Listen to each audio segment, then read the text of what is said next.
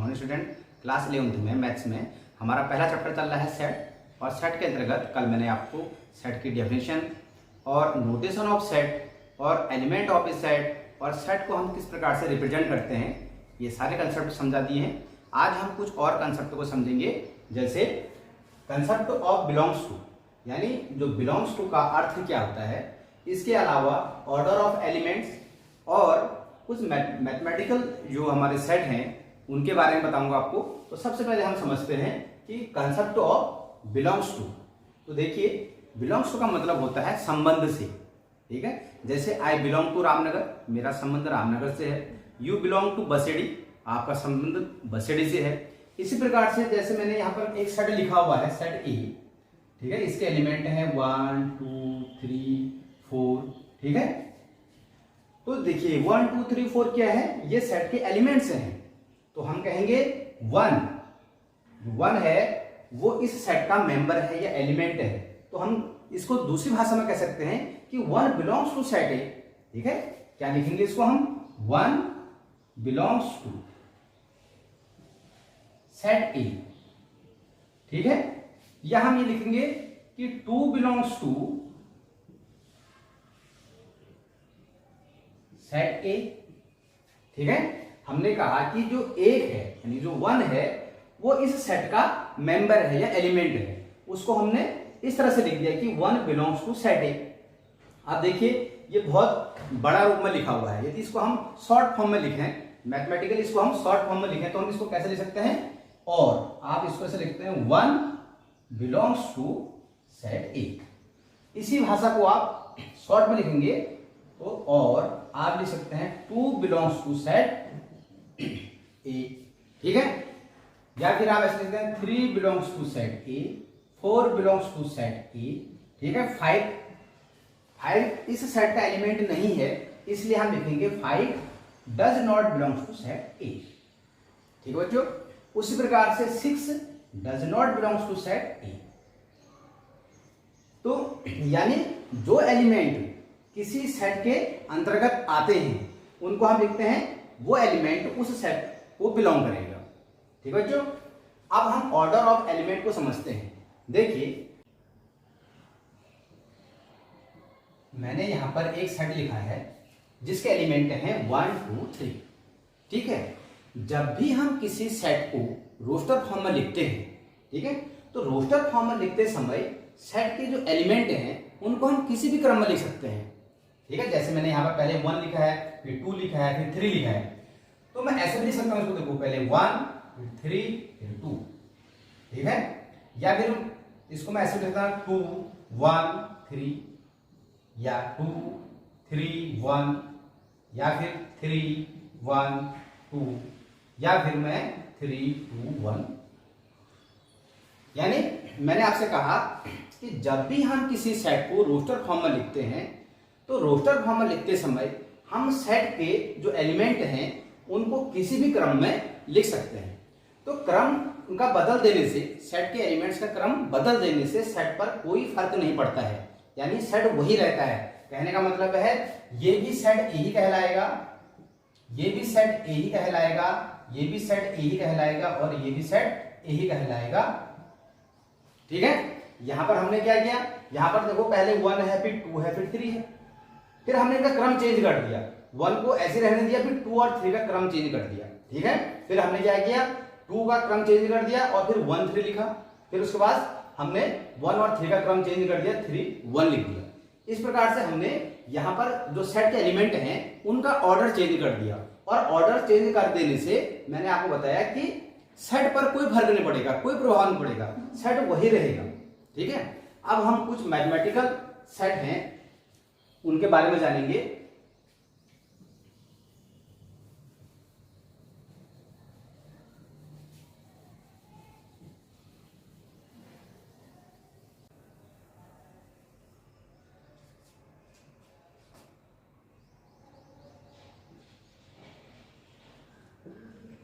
Mathematical sets, देखिए mathematical sets के अंतर्गत हम कुछ जो सेट है हमारे नेचुरल नंबर के सेट है, होल नंबर के सेट है, रियल नंबर के सेट है, रेशनल नंबर और इंटीजर्स के सेट, इनके बारे में पढ़ेंगे। ठीक है, set of natural numbers, set of whole numbers, set of integers, set of rational numbers, set of irrational numbers, set of real numbers। ठीक बच्चों, तो देखिए सबसे पहले हम ये जानेंगे कि रियल नंबर क्या होते हैं। ठीक है, देखिए रियल नंबर को हम हिंदी में वास्तविक संख्याएं कहते हैं। ठीक है, तो जो वास्तविक संख्याएं हैं यानी रियल नंबर है, रियल नंबर्स ये दो प्रकार की होती हैं, एक तो दशमलव वाली और एक बिना दशमलव वाली। ठीक है, यानी विद डेसिमल, ठीक है, विद डेसिमल, और एक विदाउट डेसिमल,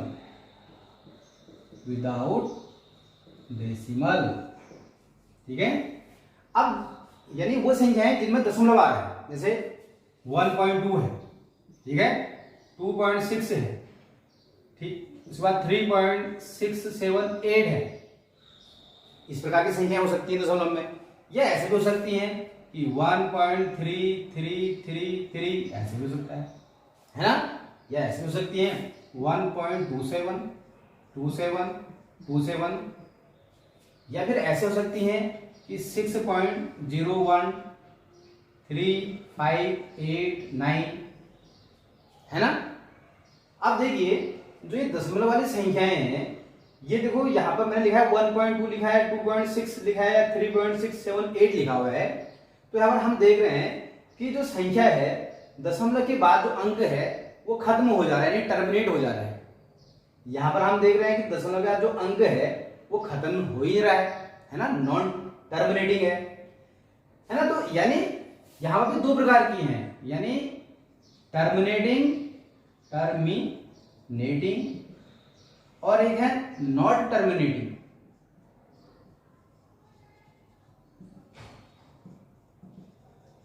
यानी ये टर्मिनेटिंग नॉन टर्मिनेटिंग का मतलब समझ रहे हो कि दशमलव के बाद अंक टर्मिनेट हो जा रहा है, दशमलव के बाद अंक टर्मिनेट नहीं हो रहा है। यानी हम ये कह सकते हैं कि जिनका दशमलव प्रसार शांत है, जिनका दशमलव प्रसार अशांत है ना।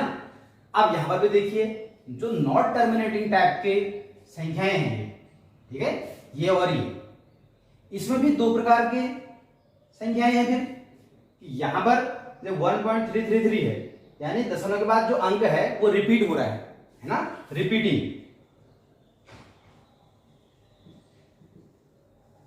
और यहां पर हम देख रहे हैं दशमलव के बाद जो अंक है वो एक निश्चित समय अंतराल के बाद रिपीट नहीं हो रहा है, यानी कि नॉट रिपीटिंग है ना। अब देखिए यहां पर देखिए 1.2, 2.6, 3.678, यानी दशमलव के बाद यदि अंक समाप्त हो जा रहा है, ठीक है, यानी टर्मिनेट हो जा रहा है, तो इसको तो हम क्या कहेंगे, रेशनल नंबर कहेंगे। और यदि दशमलव के बाद अंक समाप्त नहीं हो रहा है, यानी वो नॉन टर्मिनेटिंग है, और नॉट टर्मिनेटिंग में भी वो रिपीटिंग हो, यानी कि रिपीट हो रहा है, अंक रिपीट हो जाता है। यहाँ पर 3 ये रिपीट हो गया, 2 ये रिपीट हो रहे हैं, ठीक है। तो ये भी रेशनल नंबर में आएंगे। कौन कौन से, ये दोनों, जिनका दशमलव प्रसार शांत हो, और या फिर यदि अशांत भी है तो उसमें वो रिपीट होना चाहिए अंक, दशमलव प्रसार नॉट टर्मिनेटिंग रिपीटिंग हो, तो उसको भी हम क्या कहेंगे, रेशनल नंबर कहेंगे, यानी उसको हम क्यू से डिनोट करते हैं रेशनल नंबर को, ठीक है। अब यदि ऐसा है कि दशमलव प्रसार उसका नॉट टर्मिनेटिंग भी है, उसके साथ साथ नॉट रिपीटिंग भी है, तो फिर हम उसको क्या कहेंगे, इर्रेशनल नंबर, यानी उसको हम टी से डिनोट करते हैं। किससे डिनोट करते हैं, टी से डिनोट करते हैं। अब संख्याएं ऐसी भी हो सकती हैं कि उनमें दशमलव ना आए, यानी ऐसे हो सकती हैं, 1 2 3 4 5 इस तरह से हो सकती है।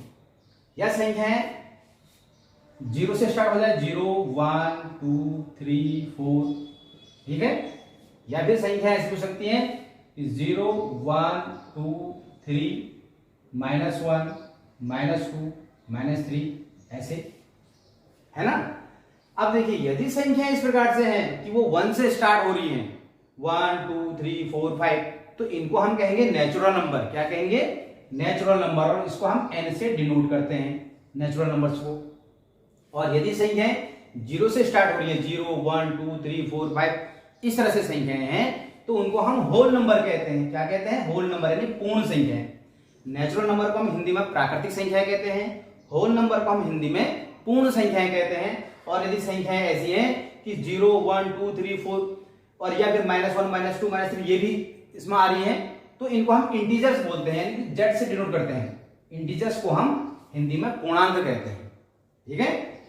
और जो रेशनल नंबर है इनको हम परिमेय संख्या कहते हैं हिंदी में। इरेशनल नंबर को हम हिंदी में क्या कहते हैं?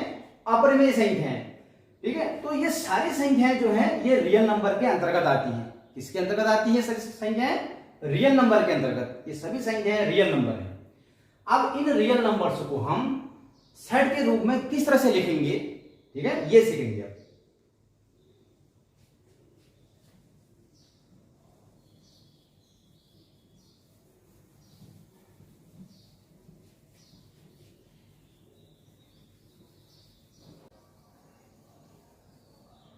देखिए जैसे नेचुरल नंबर का सेट है, ठीक है, होल नंबर का सेट है, और एक इंटीजर का सेट है, रेशनल नंबर का सेट, इरेशनल नंबर का सेट, या रियल नंबर का सेट। इन सब सेट को हम रोस्टर फॉर्म में या फिर सेट बिल्डर फॉर्म में कैसे लिखेंगे, आइए देखते हैं। देखिए सबसे पहले हमको ये पता होना चाहिए कि नेचुरल नंबर क्या होते हैं, यानी प्राकृतिक संख्या क्या है, यानी वो संख्या है जिनको हम काउंटिंग में यूज करते हैं। 1 2 3 4 5 6 ये सब क्या है? नेचुरल नंबर है। और होल नंबर क्या है? यानी पूर्ण संख्या है, वो संख्या है यदि हम 0 को भी नेचुरल नंबर में इंक्लूड कर देते हैं तो वो संख्याएं पूर्ण संख्या बन जाती है, ठीक है। 0 1 2 3 4 5 ये सब पूर्ण संख्या है। और इंटीजर्स यानी पूर्णांक, पूर्णांक में हमारे नेचुरल नंबर भी आते हैं, उसमें होल नंबर भी आते हैं, ठीक है। 0 1 2 3 4 5 फिर -1 -2 -3 ये सब इंटीजर्स है, पूर्णांक कहलाते हैं। फिर आप ये रेशनल नंबर यानी जो परिमेय संख्या कौन सी है? परिमेय संख्या वो संख्या होती है जिनको हम P/Q के रूप में लिख सकते हैं, यानी Q वहां पर 0 नहीं होनी चाहिए, P और Q वहां पर इंटीजर्स हैं। या हम ये कहें कि जिन संख्याओं का जो दशमलव प्रसार है वो अशांत के साथ साथ रिपीटिंग हो, उनको भी हम रेशनल नंबर यानी परिमेय संख्या कहते हैं। और इरेशनल नंबर वो संख्या है जिन संख्याओं का दशमलव प्रसार अशांत और अनावर्ती होता है, उसको हम क्या कहते हैं? अपरिमेय संख्या कहते हैं। और जो रियल नंबर है, रियल नंबर के अंतर्गत वो सारे परिमेय संख्याएं और अपरिमेय संख्याओं को मिलकर ही हमारी वास्तविक संख्या बनती है, ठीक है बच्चों। अब देखिए जो नेचुरल नंबर है इसके सेट को हम रोस्टर फॉर्म में लिखना चाहे तो कैसे लिखेंगे? n इक्वल्स टू लिखेंगे हम 1 2 3 4 ऐसे करके फिर हम कर्ली ब्रैकेट क्लोज कर देंगे, ठीक है। और होल नंबर है तो इसको कैसे लिखेंगे? W इक्वल्स टू 0 1 2 3 4, ठीक है। फिर हम कर्ली ब्रैकेट को क्लोज कर देंगे। और इंटीजर्स के सेट को रोस्टर फॉर्म में कैसे लिखेंगे?